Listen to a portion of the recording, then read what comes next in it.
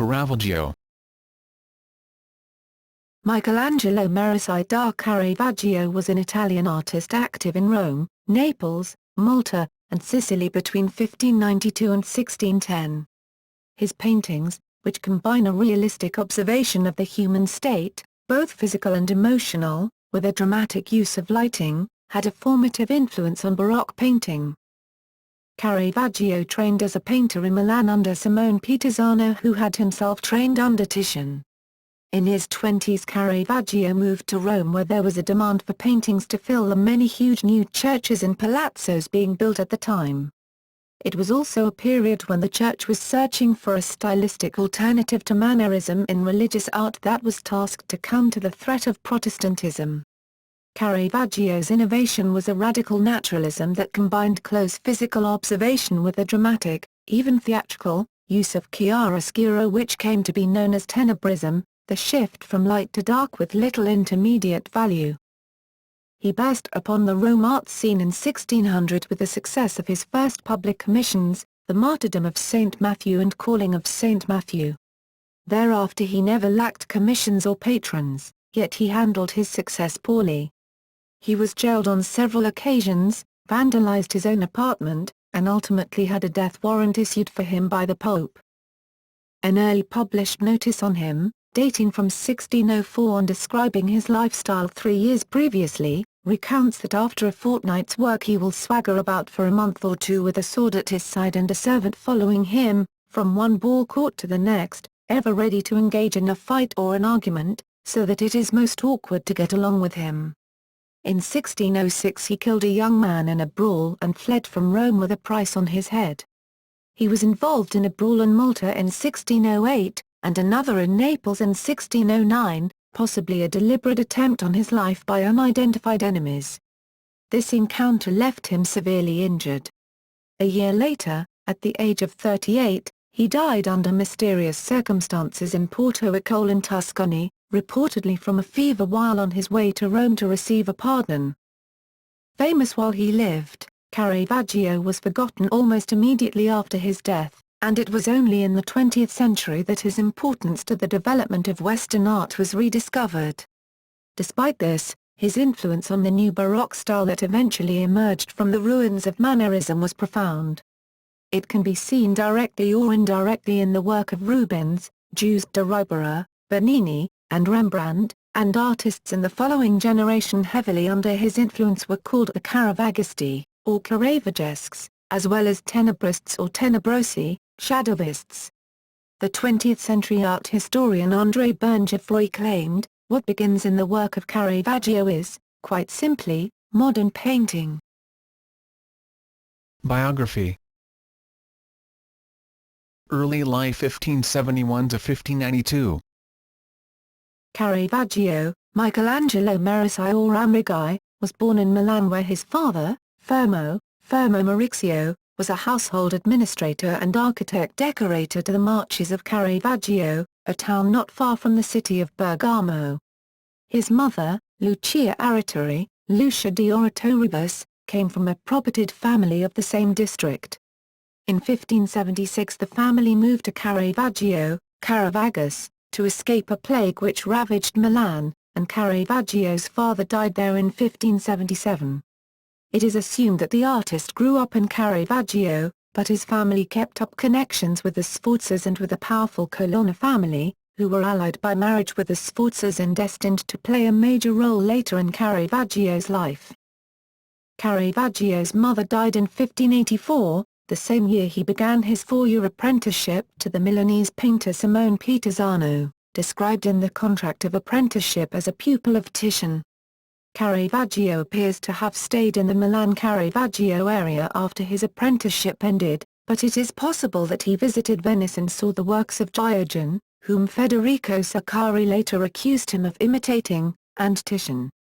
He would also have become familiar with the art treasures of Milan, including Leonardo da Vinci's Last Supper, and with the regional Lombard art, a style which valued simplicity and attention to naturalistic detail and was closer to the naturalism of Germany than to the stylized formality and grandeur of Roman Mannerism. Rome 1592/95-1600.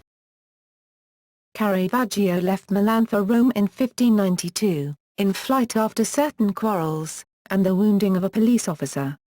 He arrived in Rome naked and extremely needy.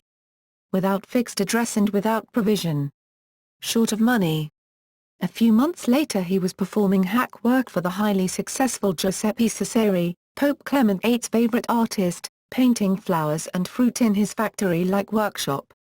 Known works from this period include a small boy peeling a fruit, his earliest known painting, a boy with a basket of fruit, and the young sick Bacchus, supposedly a self-portrait done during convalescence from a serious illness that ended his employment with Cesari.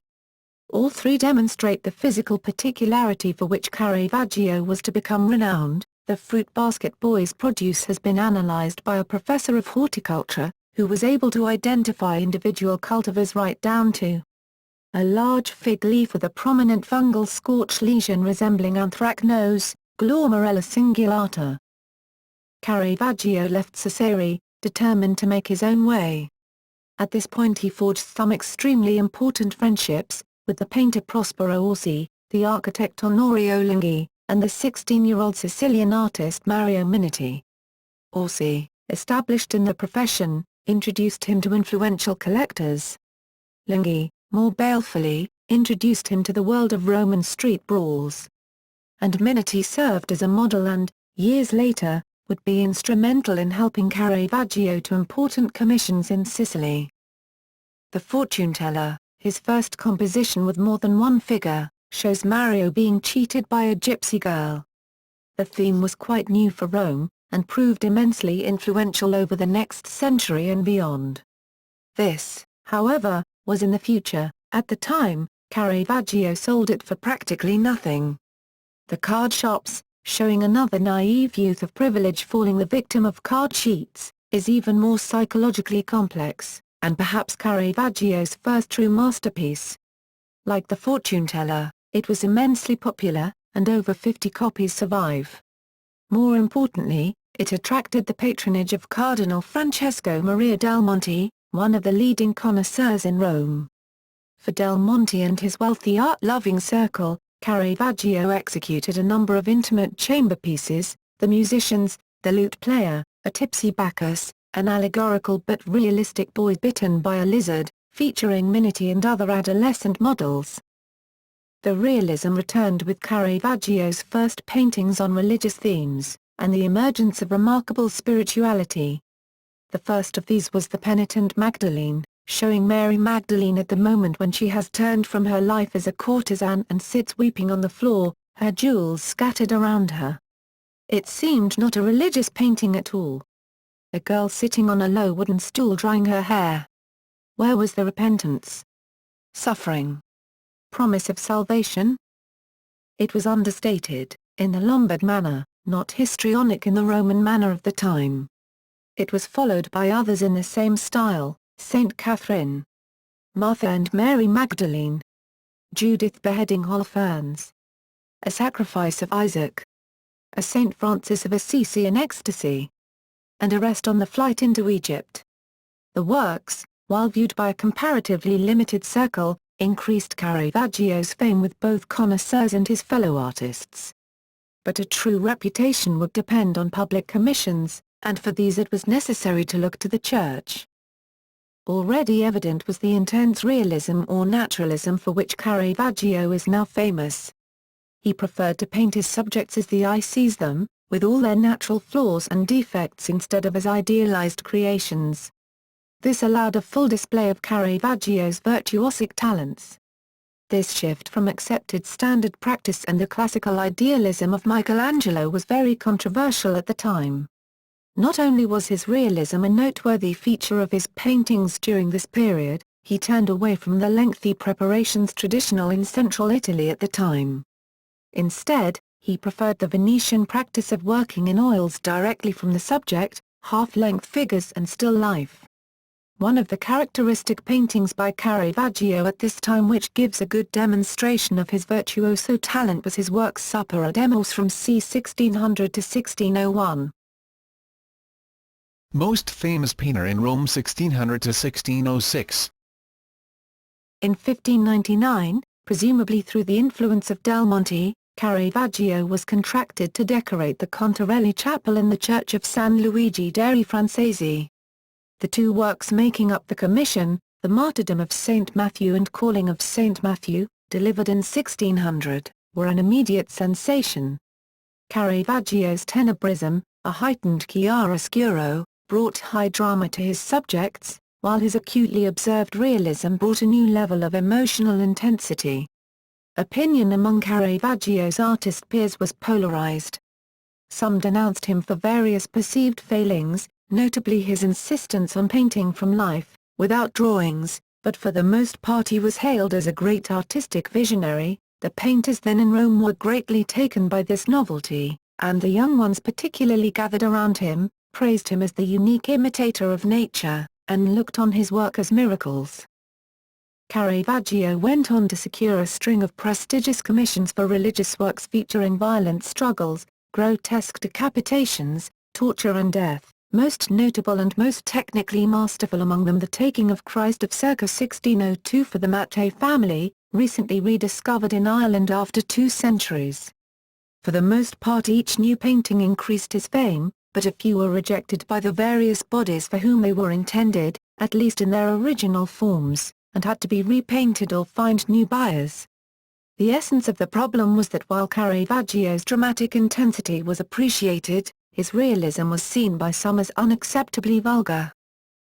His first version of St. Matthew and the Angel, featured the saint as a bald peasant with dirty legs attended by a lightly clad over-familiar boy angel, was rejected and a second version had to be painted as the inspiration of St. Matthew. Similarly, the conversion of St. Paul was rejected, and while another version of the same subject, the Conversion on the Way to Damascus, was accepted, it featured the saint's horse's haunches far more prominently than the saint himself, prompting this exchange between the artist and an exasperated official of Santa Maria del Popolo: "Why have you put a horse in the middle, and St. Paul on the ground? Because. Is the horse God? No, but he stands in God's light." Other works included Entombment, the Madonna di Loreto, Madonna of the Pilgrims, the Groom's Madonna, and the Death of the Virgin. The history of these last 2 paintings illustrates the reception given to some of Caravaggio's art, and the times in which he lived.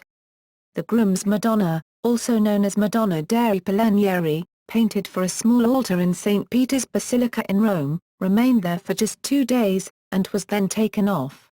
A cardinal secretary wrote, "In this painting there are but vulgarity, sacrilege, impiousness and disgust.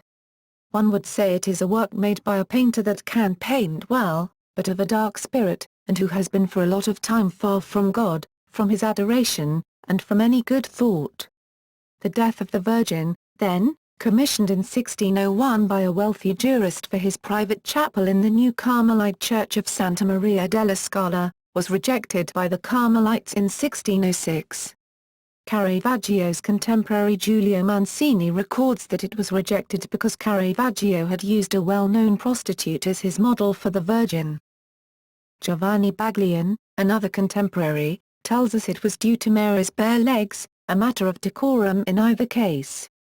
Caravaggio scholar John Gash suggests that the problem for the Carmelites may have been theological rather than aesthetic, in that Caravaggio's version fails to assert the doctrine of the Assumption of Mary, the idea that the Mother of God did not die in any ordinary sense but was assumed into heaven.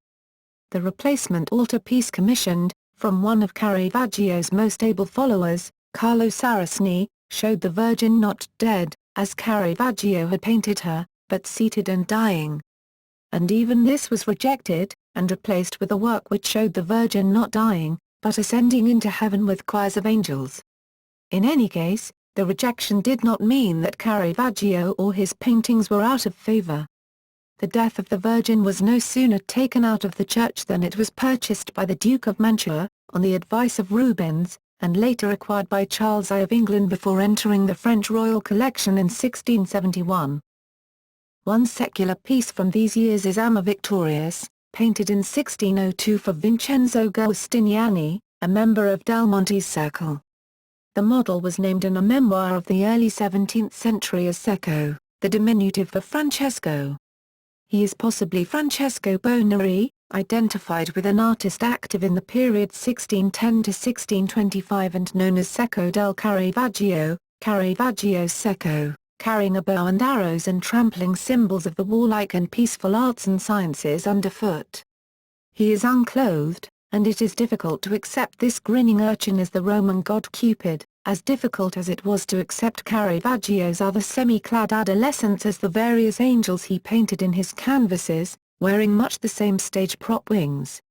The point, however, is the intense yet ambiguous reality of the work. It is simultaneously Cupid and Cecco, as Caravaggio's virgins were simultaneously the mother of Christ and the Roman courtesans who modeled for them. Exile and death 1606 to 1610. Caravaggio led a tumultuous life. He was notorious for brawling, even in a time and place when such behavior was commonplace, and the transcripts of his police records and trial proceedings fill several pages. On May 29, 1606, he killed, possibly unintentionally, a young man named Ranuccio Tomassoni from Terni, Umbria. The circumstances of the brawl and the death of Ranuccio Tomassoni remain mysterious.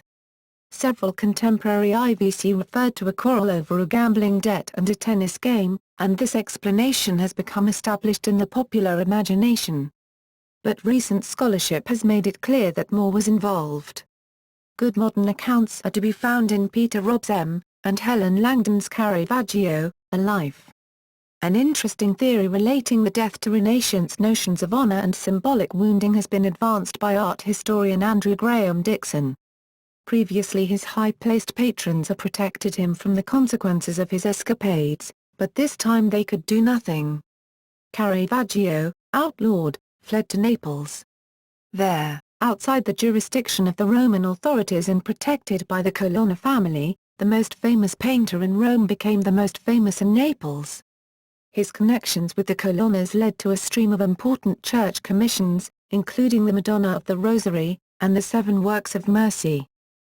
Despite his success in Naples, after only a few months in the city Caravaggio left for Malta, the headquarters of the Knights of Malta, presumably hoping that the patronage of Olov de Wignacourt, Grand Master of the Knights, could help him secure a pardon for Tomassoni's death.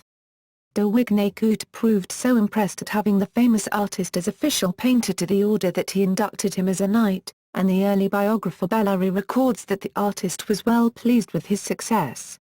Major works from his Malta period include a huge beheading of St. John the Baptist, the only painting to which he put his signature, and a portrait of Olov de Wignacourt and his page, as well as portraits of other leading knights.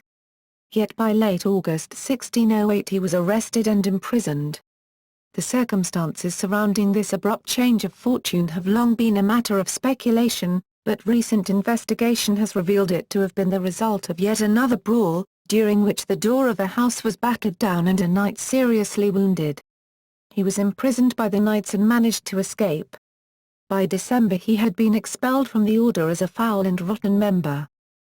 Caravaggio made his way to Sicily where he met his old friend Mario Minetti, who was now married and living in Syracuse. Together they set off on what amounted to a triumphal tour from Syracuse to Messina and, maybe, onto the island capital, Palermo. In Syracuse and Messina Caravaggio continued to win prestigious and well-paid commissions. Among other works from this period are Burial of St. Lucy, The Raising of Lazarus, and Adoration of the Shepherds. His style continued to evolve, showing now friezes of figures isolated against vast empty backgrounds. His great Sicilian altarpieces isolate their shadowy, pitifully poor figures in vast areas of darkness. They suggest the desperate fears and frailty of man, and at the same time convey, with a new yet desolate tenderness, the beauty of humility and of the meek, who shall inherit the earth. Contemporary reports depict a man whose behavior was becoming increasingly bizarre, sleeping fully armed and in his clothes, ripping up a painting at a slight word of criticism, mocking the local painters. After only 9 months in Sicily, Caravaggio returned to Naples. According to his earliest biographer, he was being pursued by enemies while in Sicily and felt it safest to place himself under the protection of the colonners until he could secure his pardon from the Pope, now Paul V, and return to Rome. In Naples he painted the Denial of St. Peter, a final John the Baptist, Borghese, and his last picture, the Martyrdom of St. Ursula. His style continued to evolve. St. Ursula is caught in a moment of highest action and drama, as the arrow fired by the king of the Huns strikes her in the breast, unlike earlier paintings which had all the immobility of the posed models. The brushwork was much freer and more impressionistic. In Naples an attempt was made on his life, by persons unknown. At first it was reported in Rome that the famous artist Caravaggio was dead, but then it was learned that he was alive, but seriously disfigured in the face. He painted a Salome with the head of John the Baptist, Madrid, showing his own head on a platter, and sent it to De Wignacourt as a plea for forgiveness. Perhaps at this time he painted also a David with the head of Goliath, showing the young David with a strangely sorrowful expression gazing on the severed head of the giant, which is again Caravaggio's. This painting he may have sent to his patron the unscrupulous art-loving Cardinal Scipion Borghese, nephew of the Pope, who had the power to grant or withhold pardons. In the summer of 1610 he took a boat northwards to receive the pardon, which seemed imminent thanks to his powerful Roman friends. With him were 3 last paintings, gifts for Cardinal Scipion. What happened next is the subject of much confusion and conjecture. The bare facts are that on July 28 an anonymous Avviso, private newsletter, from Rome to the Ducal Court of Urbino reported that Caravaggio was dead. 3 days later another Avviso said that he had died of fever on his way from Naples to Rome. A poet friend of the artist later gave July 18 as the date of death, and a recent researcher claims to have discovered a death notice showing that the artist died on that day of a fever in Porto Icole, near Grosseto in Tuscany. Human remains found in a church in Porto Icole in 2010 are believed to almost certainly belong to Caravaggio. The findings come after a year-long investigation using DNA, carbon dating and other analyses. Some scholars argue that Caravaggio was murdered by the same enemies that had been pursuing him since he fled Malta, possibly Wignacourt and or factions in the Order of St. John. Caravaggio might have died of lead poisoning. Bones with high lead levels were recently found in a grave likely to be Caravaggio's. Paints used at the time contained high amounts of lead salts. Caravaggio is known to have indulged in violent behavior, as caused by lead poisoning. As an artist. The birth of Baroque. Caravaggio put the oscuro, shadows, into chiaroscuro. Chiaroscuro was practiced long before he came on the scene, but it was Caravaggio who made the technique a dominant stylistic element, darkening the shadows and transfixing the subject in a blinding shaft of light. With this came the acute observation of physical and psychological reality which formed the ground both for his immense popularity and for his frequent problems with his religious commissions. He worked at great speed, from live models, scoring basic guides directly onto the canvas with the end of the brush handle. Very few of Caravaggio's drawings appear to have survived, and it is likely that he preferred to work directly on the canvas. The approach was anathema to the skilled artists of his day, who decried his refusal to work from drawings and to idealize his figures. Yet the models were basic to his realism. Some have been identified, including Mario Minetti and Francesco Bonari, both fellow artists, Mario appearing as various figures in the early secular works, the young Francesco as a succession of angels, Baptists and Davids in the later canvases. His female models include Philide Landroni, Anna Bianchini, and Maddalena Antonetti. The Lena mentioned in court documents of the Artichoke case as Caravaggio's concubine, all well-known prostitutes, who appear as female religious figures including the Virgin and various saints. Caravaggio himself appears in several paintings, his final self-portrait being as the witness on the far right to the Martyrdom of St. Ursula. Caravaggio had a noteworthy ability to express in one scene of unsurpassed vividness the passing of a crucial moment. The Supper at Emmaus depicts the recognition of Christ by his disciples, a moment before he is a fellow traveler, mourning the passing of the Messiah, as he never ceases to be to the innkeeper's eyes, the second after, he is the Saviour. In the calling of St. Matthew, the hand of the saint points to himself as if he were saying, "Who, me?" While his eyes, fixed upon the figure of Christ, have already said, "Yes, I will follow you." With the resurrection of Lazarus, he goes a step further, giving us a glimpse of the actual physical process of resurrection. The body of Lazarus is still in the throes of rigor mortis, but his hand, facing and recognizing that of Christ, is alive. Other major Baroque artists would travel the same path, for example Bernini, fascinated with themes from Ovid's Metamorphoses. The Caravaggisti. The installation of the St. Matthew paintings in the Contarelli Chapel had an immediate impact among the younger artists in Rome, and Caravaggism became the cutting edge for every ambitious young painter. The first Caravaggisti included Orazio Gentleri and Giovanni Baglione. Baglione's Caravaggio phase was short-lived. Caravaggio later accused him of plagiarism and the two were involved in a long feud. Baglione went on to write the first biography of Caravaggio. In the next generation of Caravaggisti there were Carlo Saraceni, Bartolomeo Manfredi and Orazio Borghini. Gentleri, despite being considerably older, was the only one of these artists to live much beyond 1620, and ended up as court painter to Charles I of England. His daughter Artemisia Gentleri was also close to Caravaggio, and one of the most gifted of the movement. Yet in Rome and in Italy it was not Caravaggio, but the influence of Annibale Carracci, blending elements from the High Renaissance and Lombard realism, which ultimately triumphed. Caravaggio's brief stay in Naples produced a notable school of Neapolitan Caravaggisti, including Battistello Caracciolo and Carlo Sellito. The Caravaggisti movement there ended with a terrible outbreak of plague in 1656, but the Spanish connection, Naples was a possession of Spain, was instrumental in forming the important Spanish branch of his influence. A group of Catholic artists from Utrecht, the Utrecht Caravaggisti, traveled to Rome as students in the first years of the 17th century and were profoundly influenced by the work of Caravaggio, as Bellari describes.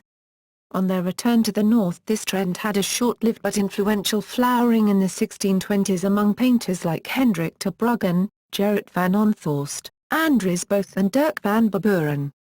In the following generation the effects of Caravaggio, although attenuated, are to be seen in the work of Rubens, who purchased one of his paintings for the Gonzaga of Mantua and painted a copy of the Entombment of Christ, Vermeer, Rembrandt, and Velázquez, the last of whom presumably saw his work during his various sojourns in Italy. Death and rebirth of a reputation. Caravaggio's innovations inspired the Baroque, but the Baroque took the drama of his chiaroscuro without the psychological realism. While he directly influenced the style of the artists mentioned above, and, at a distance, the Frenchmen Georges de Lautour and Simon Bouet, and the Spaniard Giuseppe Ribera, within a few decades his works were being ascribed to less scandalous artists, or simply overlooked. The Baroque, to which he contributed so much, had evolved, and fashions had changed, but perhaps more pertinently Caravaggio never established a workshop as the Carracci did, and thus had no school to spread his techniques. Nor did he ever set out his underlying philosophical approach to art, the psychological realism which can only be deduced from his surviving work. Thus his reputation was doubly vulnerable to the critical demolition jobs done by two of his earliest biographers, Giovanni Baglione, a rival painter with a personal vendetta, and the influential 17th-century critic Gian Pietro Bellari, who had not known him but was under the influence of the earlier Giovanni Battista Agacchi and Bellari's friend Poussin, in preferring the classical idealistic tradition of the Bolognese school led by the Carracci. Baglione, his first biographer, played a considerable part in creating the legend of Caravaggio's unstable and violent character, as well as his inability to draw. In the 1920s, art critic Roberto Longhi brought Caravaggio's name once more to the foreground, and placed him in the European tradition. Ribera, Vermeer, Lautour and Rembrandt could never have existed without him. And the art of Delacroix, Courbet and Manet would have been utterly different. The influential Bernard Berenson agreed, with the exception of Michelangelo, no other Italian painter exercised so great an influence. Oeuvre. Only about 80 paintings by Caravaggio have survived, but some lost works have been found from time to time. 1. The Calling of Saints Peter and Andrew, was recently authenticated and restored. It had been in storage in Hampton Court, mislabeled as a copy. Richard Francis Burton writes of a picture of Saint Rosario, in the Museum of the Grand Duke of Tuscany, showing a circle of 30 men tripita legati, which is not known to have survived. The rejected version of the Inspiration of Saint Matthew intended for the Contarelli Chapel in San Luigi dei Francesi in Rome was destroyed during the bombing of Dresden, though black and white photographs of the work exist. In June 2011 it was announced that a previously unknown Caravaggio painting of St. Augustine dating to about 1600 had been discovered in a private collection in Britain. Called a significant discovery, the painting had never been published and is thought to have been commissioned by Vincenzo Giustiniani, a patron of the painter in Rome. Epitaph. Caravaggio's epitaph was composed by his friend Matteo Malsi. It reads: Michelangelo Merisi, son of Fermo di Caravaggio, in painting not equal to a painter, but to nature itself, died in Portico, betaking himself hither from Naples, returning to Rome, 15th Colond of August, in the year of our Lord 1610. He lived 36 years 9 months and 20 days. Matteo Malsi, jurisconsult, dedicated this to a friend of extraordinary genius. Theft of his nativity. In October 1969, 2 thieves entered the oratory of San Lorenzo in Palermo, Italy and removed the Caravaggio Nativity with San Lorenzo and San Francesco from its frame. Experts estimate its value at $20 million.